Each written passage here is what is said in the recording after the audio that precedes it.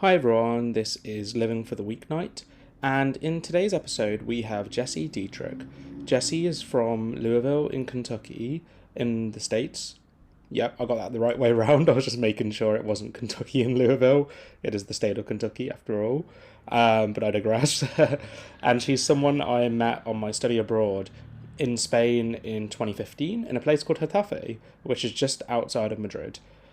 She's someone I've really admired for a long time, given she's a doer, and if there's something she wants to get done, she will get it done. She's someone who really understands what she's capable of, she doesn't set unrealistic expectations, and she's always just so chill about stuff. I love it. She's really inspired me about learning more about how to achieve balance, how to be kind to yourself and set realistic targets, and I think you guys are really going to enjoy this chat I had with her today. And before we step into the episode, the audio issues should be better now, so hopefully it's better. And if it's not, then please tell me and I'll try and fix things. And sorry to do this again, but if you have the time, can you please give me a rating on Spotify? It just helps with the algorithm and all that jazz. So let's step into it.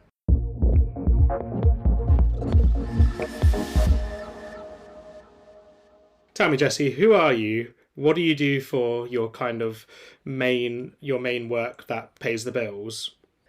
My name is Jessi Dietrich, and I'm a 28-year-old. My main form of income is with a company called Clayton and Croom. We're a local leather goods company in Louisville, Kentucky, and so I've been in Louisville, Kentucky for my whole life, since I was 4.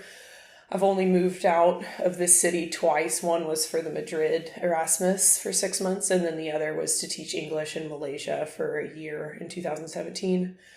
Clayton and Croom fortunately gave me that gap year for Malaysia because I was actually working with them through college, sewing things. And I've always been interested in sewing, making clothes and cosplays whenever I was in high school. And then it kind of turned into this career path where I was making leather goods with them.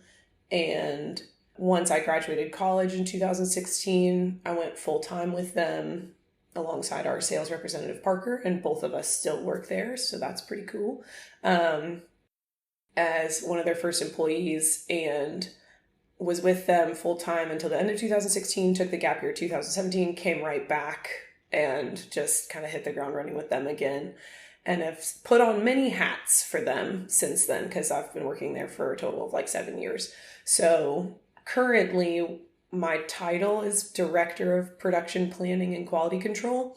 But what that means is we sell, I think it's something like 170,000 to 200,000 units per year. And I'm pretty much the person that's responsible for sourcing or like producing or having those on hand and ready to sell to meet our sales projections for the year.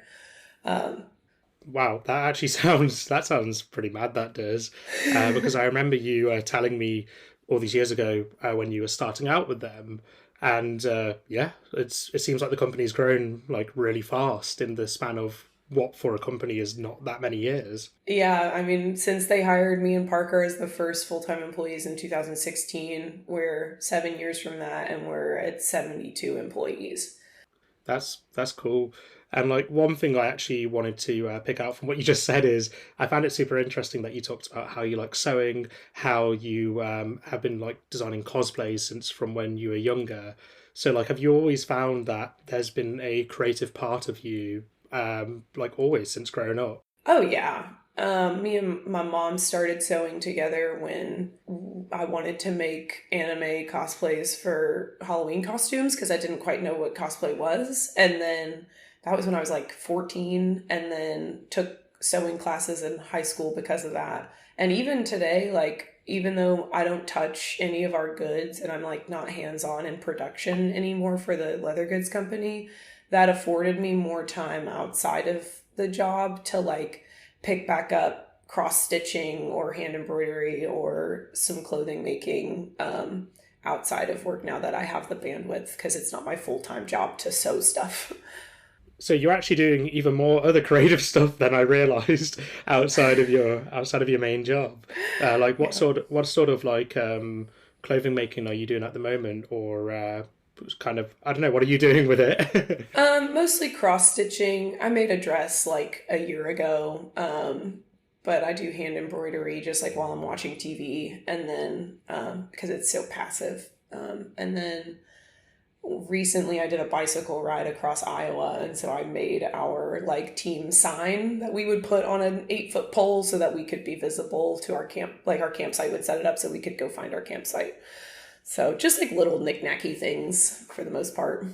I like how I ask you a question and you just make all of these. You give me more out of it. I was like, I oh, know can you it. stitch? You're like, oh yeah, I was doing this bicycle ride, and then I was like, oh my god, there's I more, know. there's more you do. I'm a chronic doer, and so I'm like constantly outside or doing something with my hands. And this isn't even the main thing that you wanted to interview me about, which is pretty funny to me as well. But I like it. I like it. Hmm. And one thing, just taking a step back, I wanted to ask you about is so you said you cross stitched and you made a dress.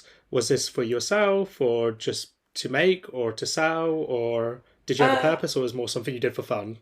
yeah, the dress I made because I wanted something frilly to wear while I'm dancing, and then the cross stitching I'll normally just do because it's something that helps me feel good about myself while I'm watching TV and like sitting on my ass. And then whenever I finish them, I'll generally like in the moment be inspired by who I would want to gift it to. And so I'll just normally hand those out. Like I don't really keep them around unless it's something I specifically wanted to make for myself, but I'll just like do them for the sake of doing them because I like the pattern. And then whenever it's finished, I'll be like, oh, I know who needs this. Like this person just got married recently, or this person's going to have a birthday next month. I'll mail it to them or something like that. That is awesome. Do you find, because I get it sometimes where if I'm just sitting down, kind of watching something on TV and not focusing, because I'm a serial doer as well, and I do get this kind of sense of guilt. Do you find like it kind of helps your mental health to kind of keep your hands busy while you're doing stuff like this? Oh, for sure. Yeah. Like if I'm just, there will be days where I'm like very dormant and like phases of my life where I'm very dormant and um, that means I sit still more. It doesn't mean I necessarily am not doing stuff. So like I'll be more interested in anime if there's like a really popping off season of like a spring season where a whole bunch of simulcasts are coming out um and I just want to like be indoors and watching those, then I still want to like keep my hands busy. Because I feel that same sense of guilt where it's just like, okay, if I'm just sitting there and watching TV, like it doesn't match the image of myself that I have of myself. Because the image of my that I have of myself is like I get shit done. Like I'm out there doing stuff, spending time outside or helping people or um, just being an active part of the community. I find it quite, because I kind of have that as well with myself, just kind of wanting to get stuff done. Do you ever find like your own perception of how much you're doing can really differ to how other people perceive what you're doing? Because I've found in the past where sometimes I'm speaking to people and I'm like, yeah, I'm not doing enough. I could be doing more. I've got all this time and this, that. And then people will list out to me all the stuff I've been doing, like whether it's learning Spanish or making this podcast or reading or whatever. And then they list to me, they're like, you're doing so much. What do you mean? Do you kind of like have this as well? I definitely used to.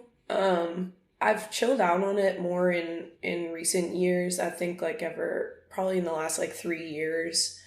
I have a very good friend named Kelsey that she was that like grounding person for me where I would go and I'd be like, what am I doing with my life? I have nothing going on. And she would just be like, Jessi, shut up. Like you speak fluent Spanish. You ride your bike more than 1,200 miles a year. Like you own and operate Airbnbs, like you are chip, like you're fine, you're doing good. And I'm like, okay. And so now I've kind of taught myself that skill of like self-soothing of whenever I'm in those moments of like, I'm not doing enough, I'm just laying around on the couch all day for 3 days in a row. Then I'm like, okay, calm down, Jessi, give yourself grace. Like the reason why you needed to lay down on the couch for 3 days is because the 3 days before that you were traveling or on your bicycle or dancing blues or going to a contra weekend or something like that and just like actively participating in stuff. So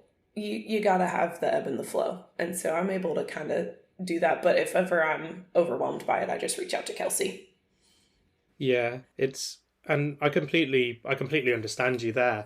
I think there's something that comes with it when you're doing all these things and the endorphins it gives you and the energy it gives you. Sometimes it's natural and you kind of have to recognize it that there's going to be the opposite after where you've had all these endorphins building and building and then you've kind of got it where it floors and you feel a bit weird, I want to say, Yeah. if you know what I mean. Yeah. Yeah, but again, you just gave me a description, and it just gave me even more questions. And if we have time in the episode, I will get to them. But I thought now would be a good time to segue because you brought up blues dancing just now. It'd be so tell me what's your main passion you're pursuing outside of work right now?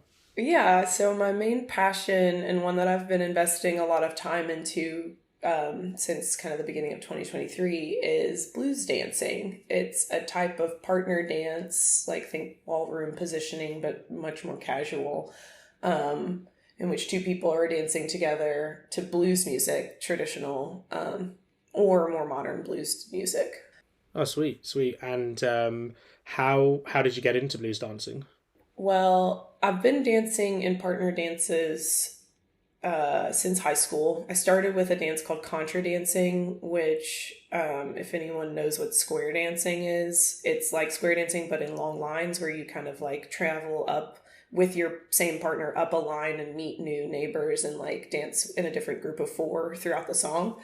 Um, and I did that in high school, and a lot of the folk dancing in Louisville and in the United States has a lot of like crossover. So like if you're at a contra dance event, there will be a lot of people who really also love swing dancing and love tango and love salsa and love blues dancing. And so I was at a contra event, and the late night event of this weekend, the contra weekend, was a blues dance. So like we contra danced from 8 p.m. to midnight, and then they had a midnight to 4 a.m. blues dance. And I was like, this is wonderful. We're all tired out from contra is very high energy.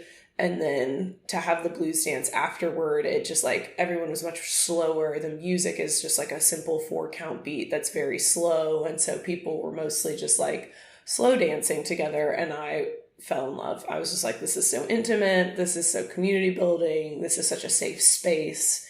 And I wanted to do more of it. So when I got back home from the weekend, which was in Indiana,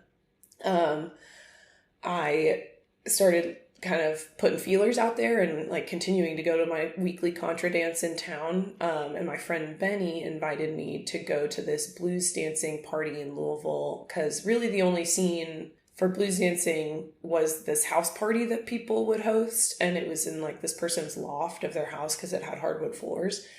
And that was post Malaysia, pre-COVID, so around like 2018.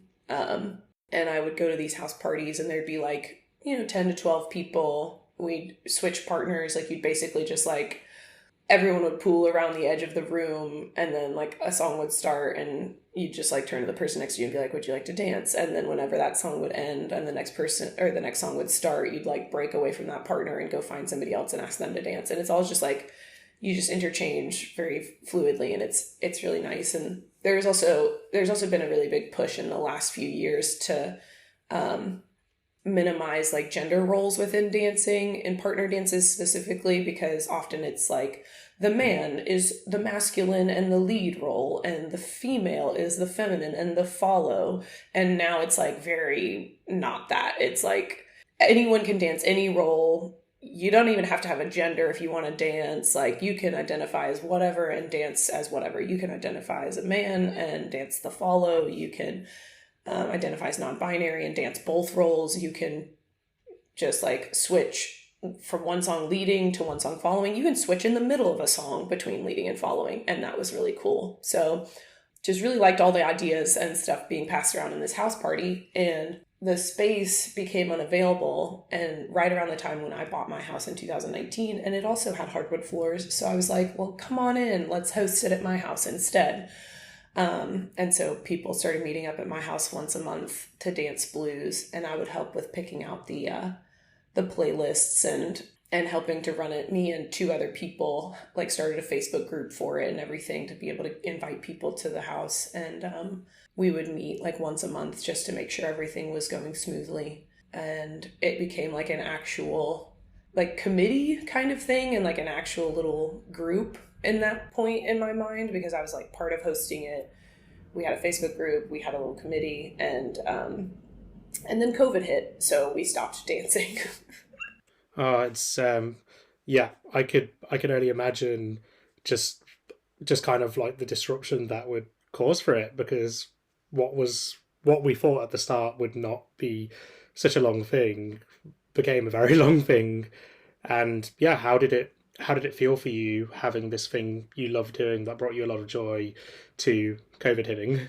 It was really rough. The like not even to just not have blues dancing and kind of that budding group be kind of have its rug ripped out from under it, but also just that no one would dance at any of these spaces that I was dancing at before, at Contra, or even just like, you know, the go to a Latin bar and dance, get your salsa lesson at 7 before the dance starts at 8, you know, like none of that was happening. And so I do remember at one point, probably like 9 months into the quarantine, me and my friend Allison, who's another really avid dancer and a fantastic lead and a fantastic instructor too. She's taught me a lot about dancing and just like forms and stuff. She and we were like, let's have a 2-person blues night. And we both got tested like 2 days prior from the Saturday that we had picked out. And she came over to my house and we had like a little slumber party and we played blues music and me and her just danced. And it was just so nice. And I'm pretty sure there was probably weeping, but like it was just so nice to like hold someone again and be held and like be felt and seen and like danced with. And so I can only imagine, because I think that was a big thing in the pandemic. It's like just losing that sense of just being able to hug someone or just like that sense of touch and feeling, which is so important in our life. But it sounds beautiful. The crying match makes it sound even more beautiful. Yeah, it was really sweet, and she's amazing. So I love dancing with her. So it was like the natural choice that we would figure that out together. Yeah, and then so we had this period over COVID, and once restrictions were lifted, what happened next?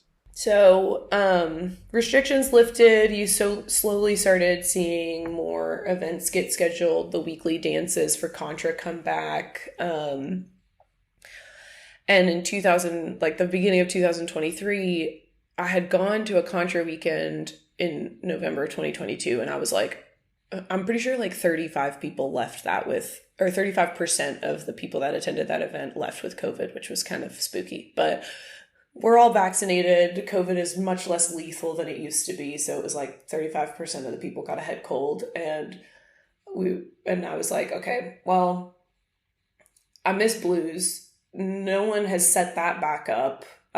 We've got, I've seen people posting online about salsa events that are happening. I've seen people posting online about the Contra events that are happening.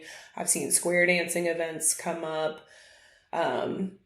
This dance company in Louisville called Bourbon Tango was scheduling all of their workshops and events, and they're mostly like swing and tango oriented. And I was like, who's doing blues? I was like, if it's not me, then who's it going to be? And so I started it back up, and I was like, okay, well, we'll start with the monthly dance that we used to have at my house. But I had moved houses because I got married and I moved in with my partner. And so still had hardwood floors, but the setup was a bit different. But I picked a day, like the third weekend of January, and we had a dance.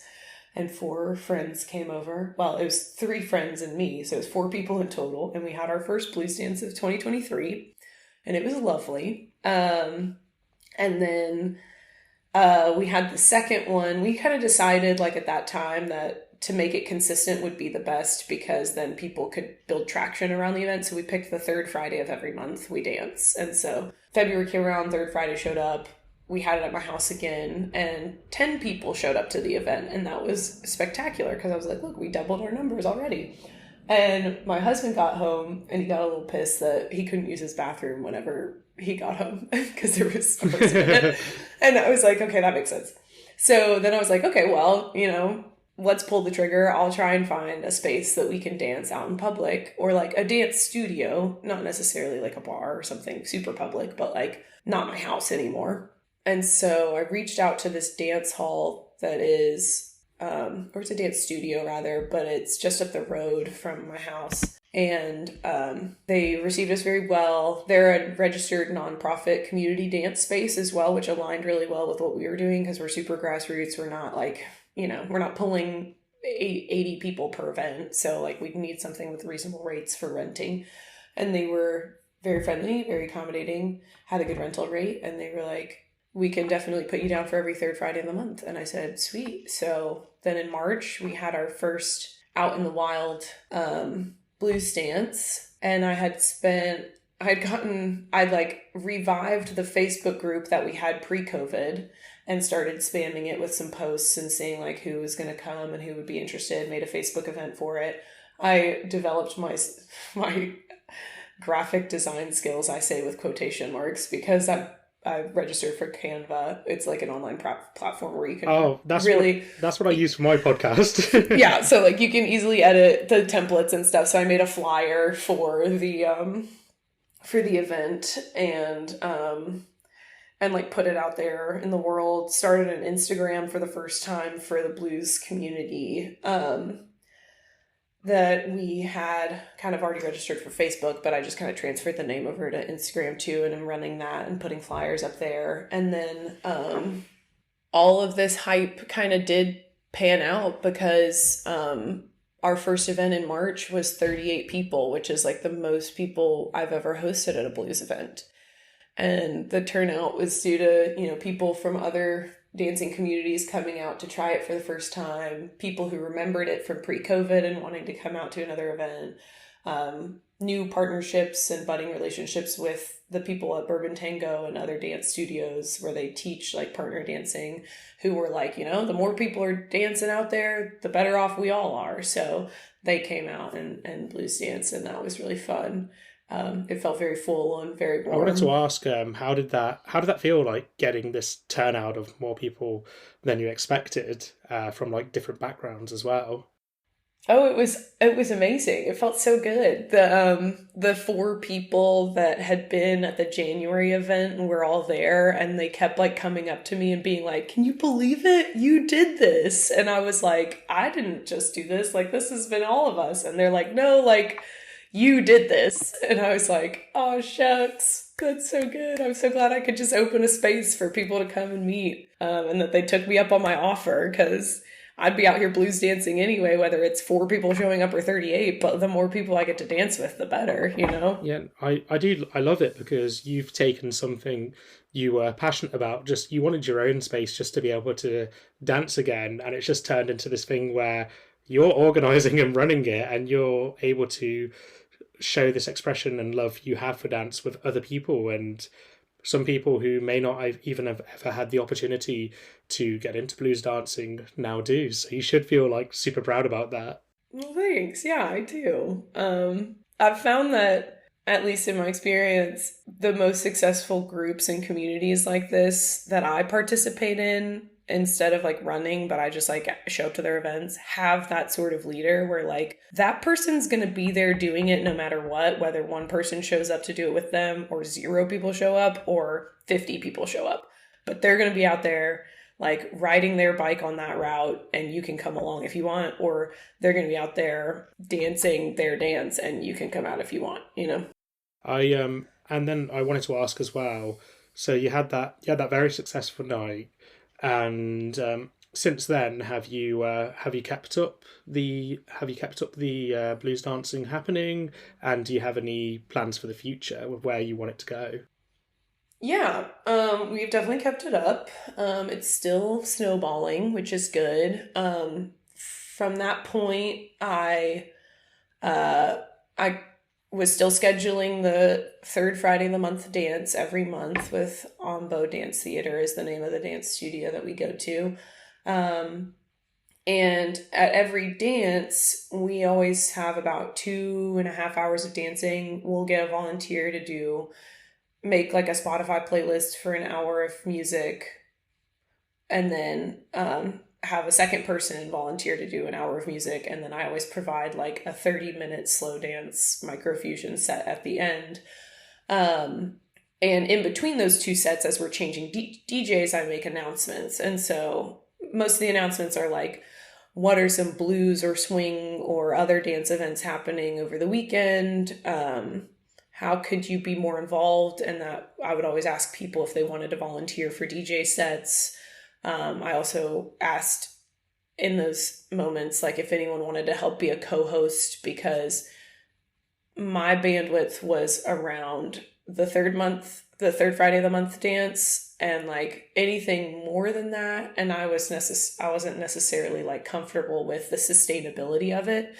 But if I had a co-host, then we could bounce off of each other. If I couldn't make an event because I was on vacation, then I would trust that the event wouldn't just like peter out, because then that co-host could be there and vice versa. And so it took like 4 months of those announcements and 4 months of us just having our, or 3 months-ish of just having our third Friday dance, until Dan stepped up. He had just finished a swing dancing competition, and he had been training for that, like putting in like something like 14 hours of dancing a week into training for this swing competition, which I think is insane. But he had just freed up all this time because the competition was behind him, and he was like, I want to invest this time that I now have into blues dancing and this blues community specifically. And I was like, oh my God, this is so perfect, because if I was just going to ask you, I knew that you just put that swing dancing competition behind you, and I was just going to ask you if you wanted to help host, because I think you would make an excellent co-host, and we work well together. The first time we ever met, we like drove up to Cincinnati for a blues workshop, and it's a 2-hour drive. And this was the first time we'd ever like spent any time together one-on-one. And the entire car ride was just like banter and good stories about dancing and getting to know each other's lives and stuff. And I was like, you're a homie, I'm a homie, let's be co-hosts. And so he volunteered for that, and he's got some really good ideas, and he aligns well with what I like to bring to the table, which I'm really good at, like the consistent administrative stuff of like, I can sit myself down and make a flyer, make a Facebook event, like book the spaces that we need, and like do all that admin work like it's breathing. Like it doesn't expend any effort on my part whatsoever. But the stuff that I struggle with is like, who's going to teach the lesson? Because we always offer a blues, like a simple basic blues lesson beforehand to introduce new dancers or break down that barrier for people. And who's going to volunteer for the DJ sets and stuff like that. Like finding and organizing people kind of overextends me a little bit more. And he was like, that's what I want to do, is I want to always teach the lesson, because I'm trying to become a blues dancing instructor anyway. And then I will automatically volunteer to always do one of the DJ sets. So I'll only just have to find one extra DJ person. And I was like, this is amazing. So we meshed really well on what we wanted to bring to the space as well. And then that plus like people stepping up who can contribute in little ways. Like my friend Lindsay always works the door whenever we have an event, because we take donations, and so for entrance. And so she always works the door and is there giving a business card to anyone who enters the space. And then if they have cash, they pay her. And that's beautiful. It's just like one less thing that I have to worry about, and then can spend more effort on something else. Yeah, I can imagine. And so, sorry, I just wanted to ask there, because because you mentioned you're given donations. Is that kind of how you keep this up and running? Then would you say it's kind of it's something you host, but the intention is not really to make money, or do you make any money from this?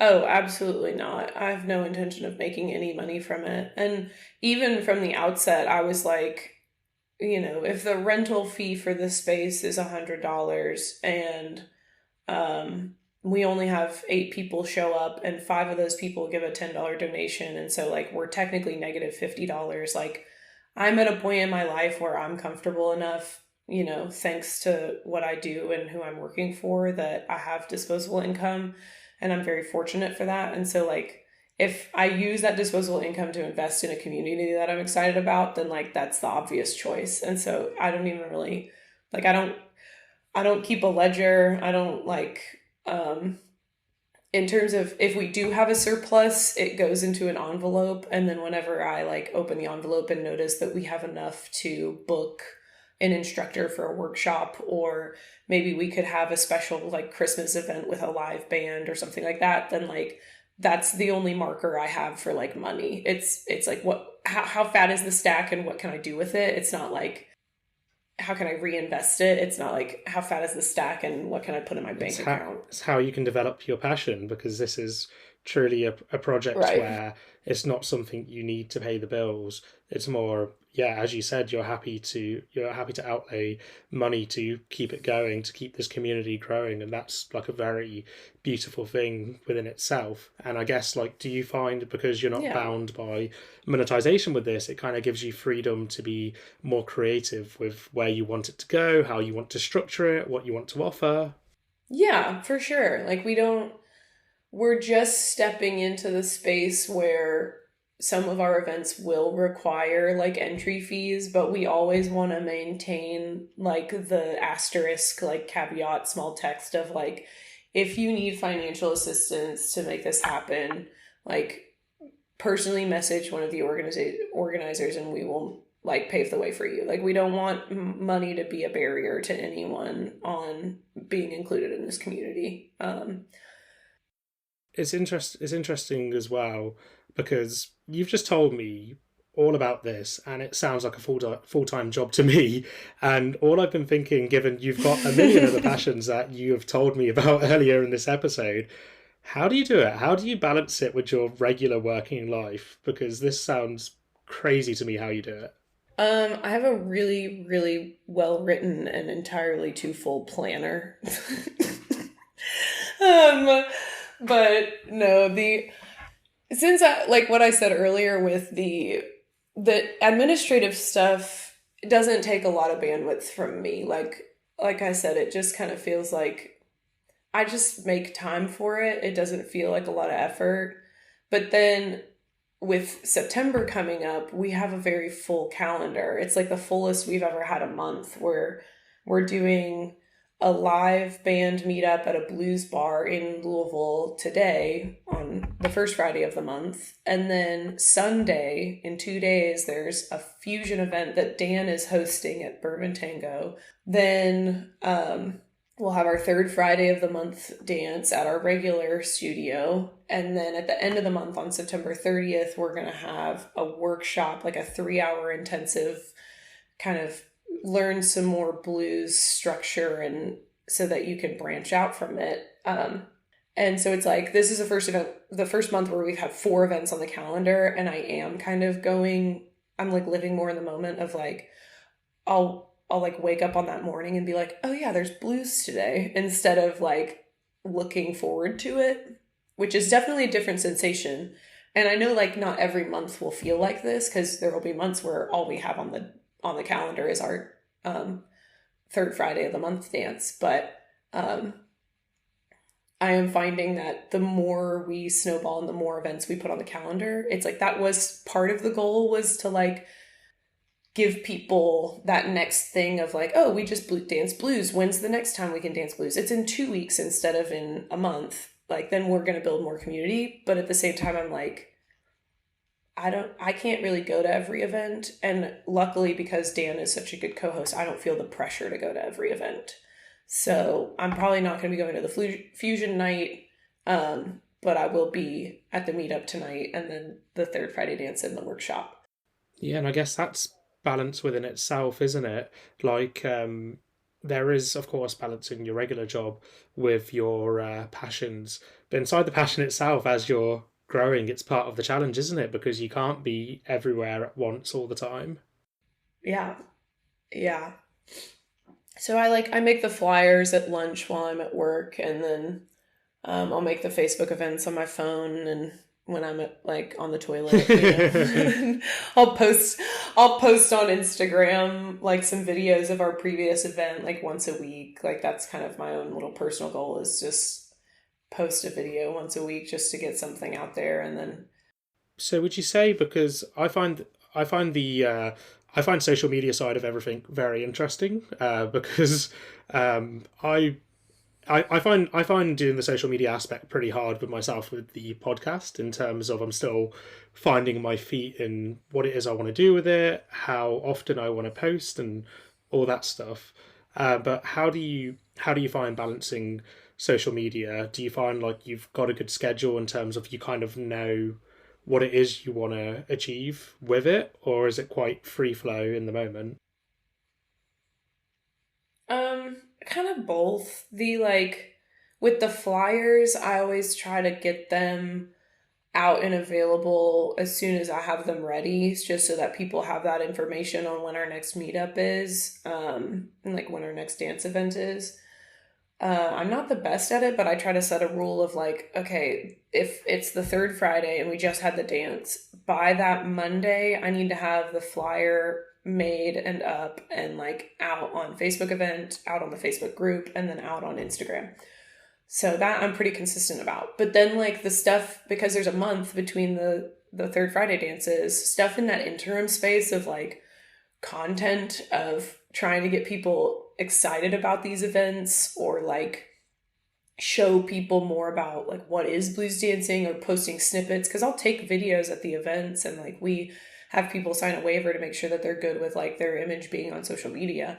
And so like the little videos of people blues dancing in the moment, I try to post those just like whenever I can remember, but sometimes it's really good and I'll get like 3 or 4 videos out a week, and then sometimes it's like, oh, I only posted one video between last event and this one, whoops, like not super consistent there. Yeah, and I guess it's just part of the process, learning just how to do this effectively and also in a way that you're comfortable with. Because look, I'll be honest, if it was up to me, I wish I didn't have to use social media to advertise stuff in terms of my podcast and getting people to listen to it. But without it, then no one would listen to it because no one would know about it.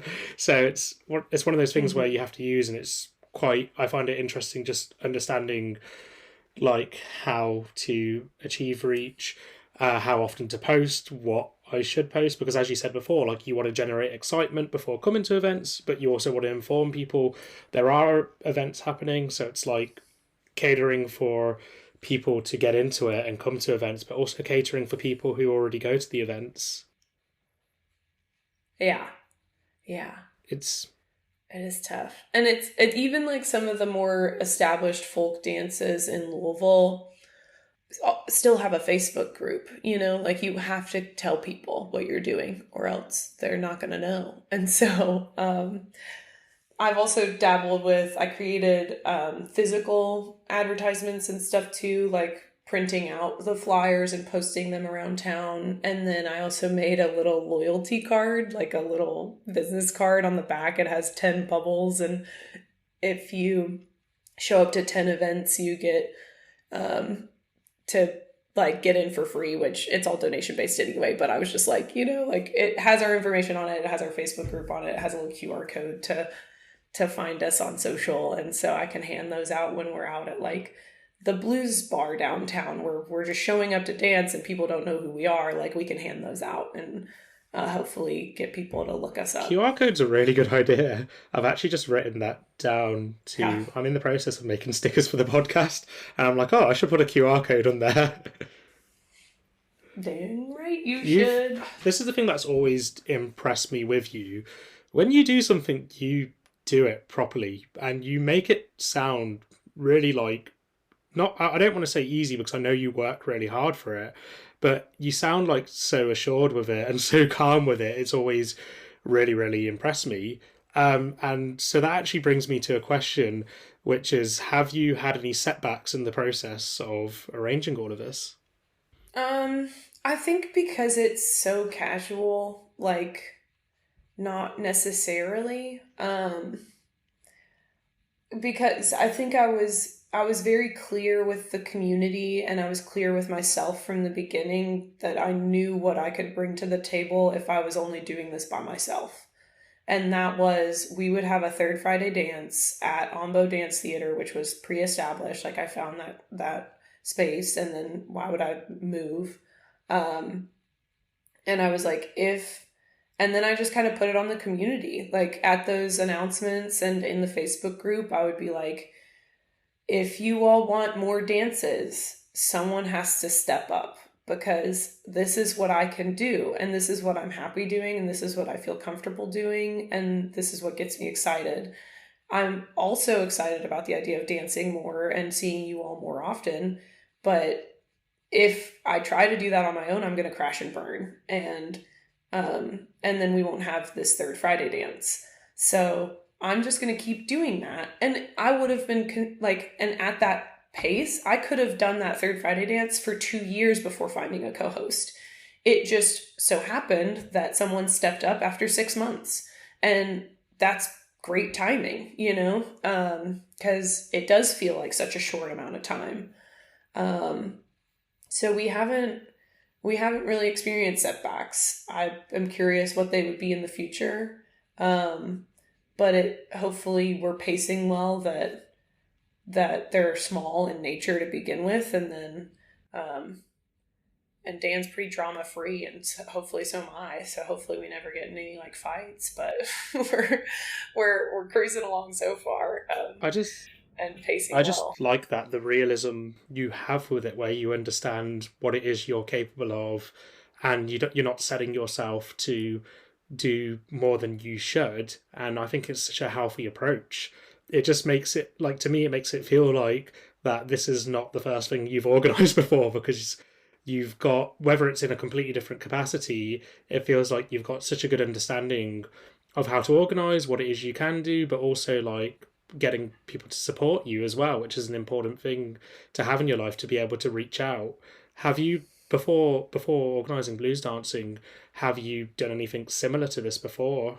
I mean, nothing like a community space like this. I mean, I'm a type A person, and so I plan a lot of stuff. My job for 5 years of the last 7 was a people manager, and like training production personnel on how to make our products, and like being patient with people, empowering them to do it on their own.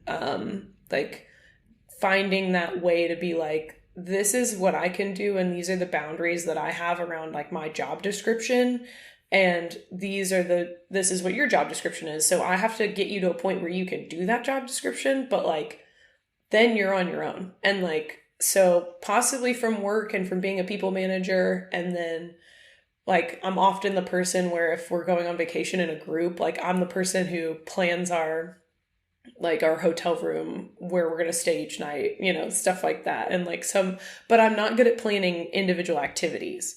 Like I'm the same way in terms of like, I can do the admin of like booking the flights and finding the hotels. But like, if you actually want stuff to go see in the city, you're on your own. Like you have to bring that list. I'm not making that list. I'm not motivated to do it. So I like that, and nor should you be, because it really shows to me it's like, you're like, yeah, I'll do all this stuff, but you're not out here to please every single soul with their own individual needs. And that's, I think, a very important skill in life. So another thing I kind of wanted to ask as well is actually something you brought up like quite at the beginning of the conversation. You mentioned when you were talking about contra dancing and just dancing in general, you mentioned it being a safe space. Like, would you say that's been like a big thing for you getting into it? Because like growing up, and when we going out to nightclubs or events, it's not, dancing isn't always a safe space. And would you say this has been a big draw for you? yeah, I would say so. I'm a big hugger. I'm a big touchy feely kind of person. I'm polyamorous, and I love intimacy, and so especially safe consensual intimacy. There's like, for you to have a space in which you feel comfortable expressing who you are your, whether it's your gender expression, your personal style. And it's also like, I mean, blues dancing is a space in which it's at night, it's dimly lit, you're inside of people's personal bubbles, but the way it feels safe is that we set up in our lesson before the dance, and anytime anyone comes into the space, you'll hear conversations built into the lesson that are about consent and are about like asking someone to dance and the ability to say no and to not have a reason to say no, just to say no. Like, you don't have to be like, no, I'm sitting this one out, or no, I'm tired, or no, I already have a partner. It's like, you can just say no. And at any point during the dance, if someone wants to close space, like, we teach people how to ask with their words, like, can I take you into a close embrace, which is the technical term for like chest to chest, belly rubbing type of ballroom positioning. And so if somebody says no, then you don't do that. Or if at any point you feel uncomfortable in the middle of the dance, you just stop dancing and walk away. And we luckily have not had any sort of interpersonal issues, no one reporting anything or feeling uncomfortable in the space. We're always open to that, but to receive those reports. But for me, it's like, to be able to just not even know someone's name and then ask them to dance, and to spend 3.5 minutes just listening to what the signals are that they're sending to you, and then having them respond to the signals that you're sending to them, feels awesome. And like, lots of people make really good eye contact during these dances. Like, it's a very warm and welcoming space that I don't really get outside of It sounds good as well, because it kind of shows you society can work without people being weird, and that you don't need a reason to say no. You can just say no, and I think it's actually a very good thing that you've created a space here, not only where people can feel safe to dance, but also where people can understand about how is the appropriate way to ask for consent, and for asking for consent in general, and making sure you don't make people feel uncomfortable. I think that's like a very good aspect to it. And with that, like, I'm curious to know, what would you say is like kind of the split of people you get from different demographics? So say like whether people are non-binary, male, female, or define themselves in other ways. Have you found there's a certain split, or it's pretty mixed? We definitely have some diversity in terms of the gender spectrum and sexuality spectrum. Um, we have people who are femme presenting and only want to dance lead roles. We have non-binary people coming to our events. We have trans people coming to our events. We have cis people coming to our events. We have a lot of, it's probably matching, at least on the gender spectrum, a pretty similar percentage of what our city has, or maybe slightly more queer leaning, just because I've kind of purposefully used that verbiage in our advertisements and stuff like that, of like, we are an open space, we're an inclusive space, and things like that. Unfortunately, what I'm seeing, and that I want to really break down, is that we don't have the diversity on the race spectrum. Even though blues dancing is such a traditionally Black American music, it comes from Black Americans and is rooted in that, and all the major, developing artists of that genre were Black. We don't see many Black people in our space, and I would love to be able to open it up to that. And it's just one of those things where I don't know how to reach that demographic, or I'm not doing something correctly. Or it's just that like the people who are partner dancing in these folk communities that I'm already a part of are mostly white as well. And so like, that's just I'm kind of stuck in this cycle. And so that's what I'm working on over the next year, is like making it more approachable and inviting to just different ethnicities and different races. Yeah, I think you kind of see it in a lot of dance and music, where a lot of dance and music, the origins do come from black people, and the kind of demographics in the music or dance is so different now. So I think it is kind of a good thing to show appreciation to the people who are, in essence, the founders of this music and dance. Oh yeah. Yeah, and I mean every time I make a DJ set, I try to pay as much homage as I can and, celebrate the fact that it came from Black Americans, and that we shouldn't shy away from that or try to ignore it or try to, you know, kind of like dwarf it from its history. Like it is one and the same. We are dancing to Black music and are doing that, and so we should celebrate that instead of appropriate it. Yep, 100% agree with you there. And also, you mentioned before, I kind of like that you have in your advertising for these events, you have used vocabulary which makes it more queer leaning, because I think it is important to demonstrate to demographics of people who don't always feel safe that this is a space that they can enjoy and feel safe in. And would you say like the response to that's been pretty good?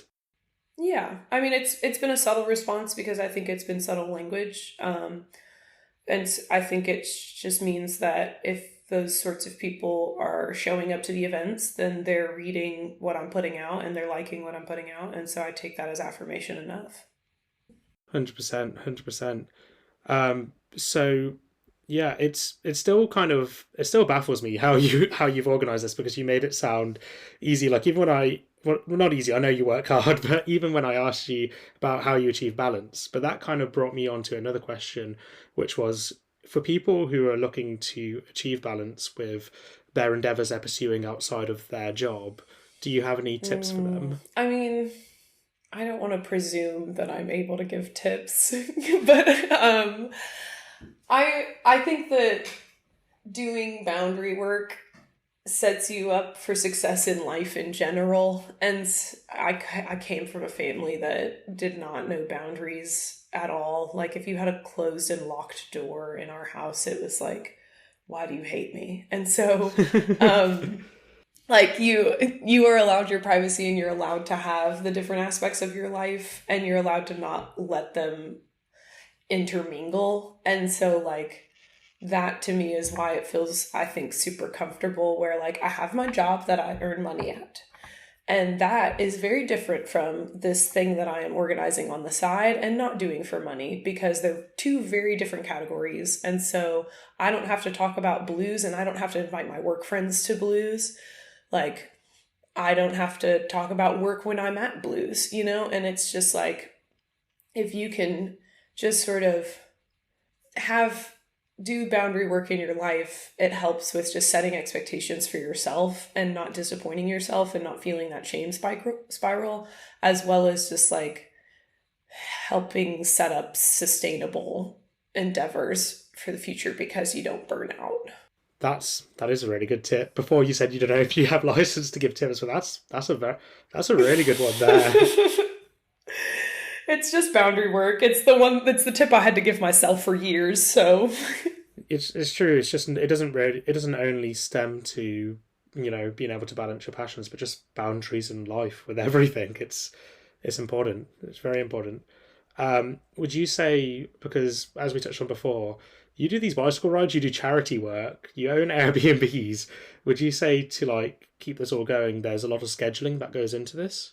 um I think I'm like project oriented, and so a lot of the stuff that I do is it'll be a project to set it up, and then it becomes like passive maintenance work. And so like that's kind of what it is with bicycling. You kind of have to like get to a certain training level and build some habits to where you orient towards your bike and you get on your bike a lot, and then it's just maintenance from there. You just have to like keep getting on the bike. With Airbnbs, like you just kind of have to set up a space, you have to furnish it, you have to get it listed, and then you have to start getting people to book it by pricing it right. And then once it's set up, like you just kind of check in on it. And then like with this, it's still in its growth phase. So I'm still kind of in the project of it and seeing where the where the maintenance is. But I'm not treating this like a project really. It's been more of a snowball. So if it goes some crazy direction in the future, I'll just go along for the ride. But with a lot of the other stuff in my life, I feel like it's like growth phase and then just maintenance from then on out.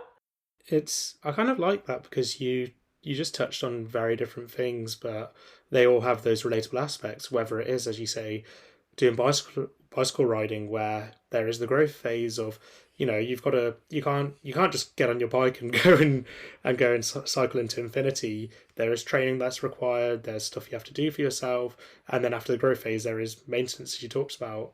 And I kind of hadn't thought about it in that way, that maybe even when we're starting new endeavors, these completely different aspects and things we've done can be incredibly relatable in terms of showing us how we set up and how we kind of maintain after.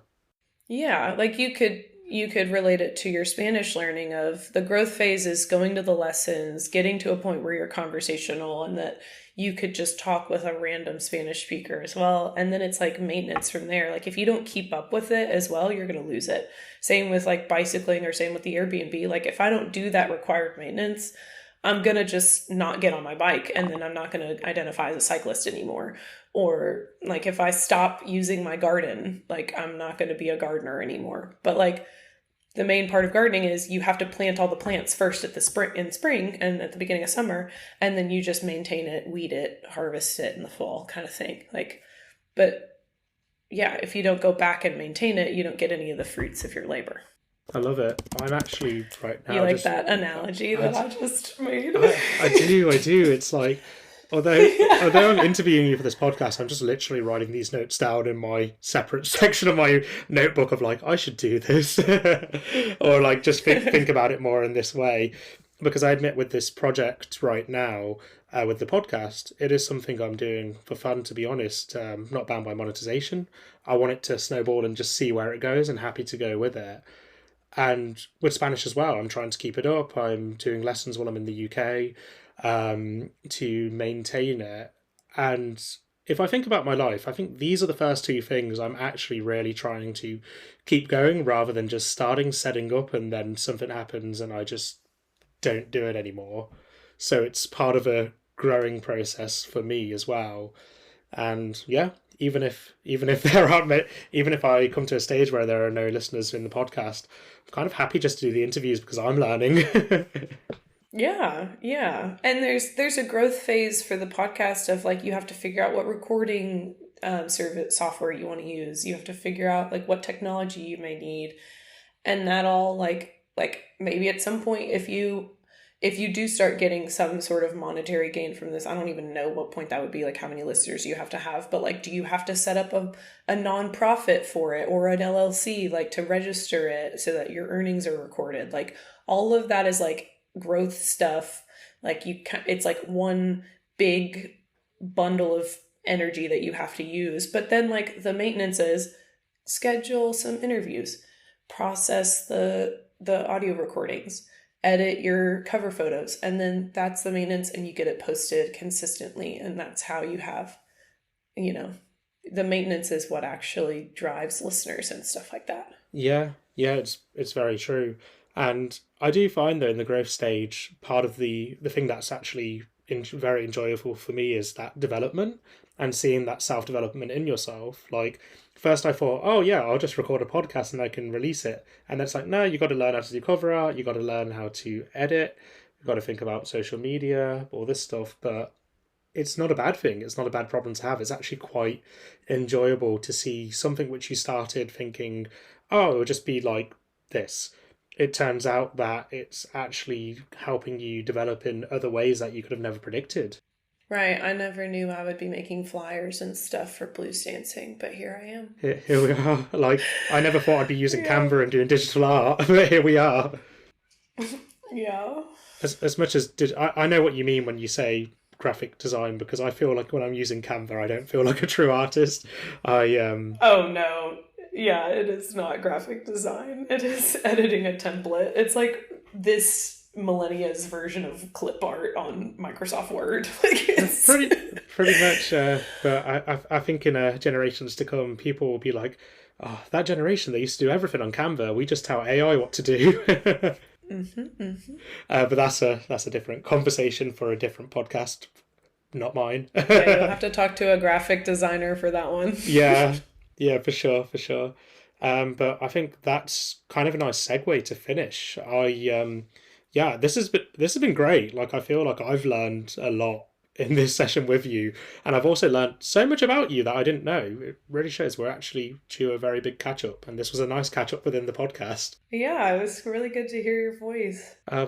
Yeah, thanks, Jessi. I just want to say thanks for coming on. It was good to have you. Mind if I do some shout outs? Oh yeah, sorry, I forgot to ask. Do shout outs, and if there was anything you want to plug, you can plug. Okay, so the blues dancing community, if you would like to find it on social, is BLOUS, because we fused blues with Louisville.